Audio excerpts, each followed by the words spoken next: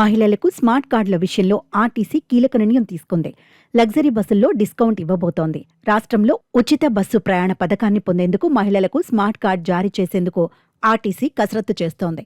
వచ్చే నెల నుంచి స్మార్ట్ కార్డులు ఇవ్వబోతున్నట్లు తెలంగాణ ఆర్టీసీ ఎండీ నాగిరెడ్డి తెలిపారు. తాజాగా ఆయన మాట్లాడుతూ ఇతర రాష్ట్రానికి చెందిన మహిళలు తెలంగాణ అడ్రస్తో ఫేక్ ఆధార్ కార్డులను తయారు చేసుకుని ఈ పథకం కింద ప్రయాణిస్తున్నారని, దీన్ని చెక్ పెట్టేందుకు త్వరలోనే స్మార్ట్ కార్డులను తీసుకువస్తున్నామన్నారు.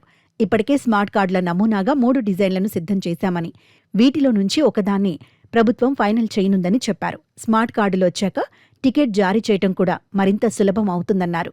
మార్చి నుంచి ఏసీ, ఈవీ బస్సుల్లో డిస్కౌంట్ పండుగ జరగబోతోంది.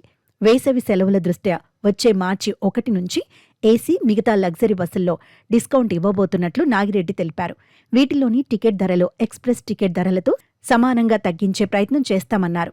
పొల్యూషన్ నియంత్రించే భాగంగా ఓఆర్ఆర్ లోపల ఎలక్ట్రికల్ బస్సులే నడపాలనే ఉద్దేశంతో ప్రభుత్వం నిర్ణయం తీసుకుందని చెప్పారు.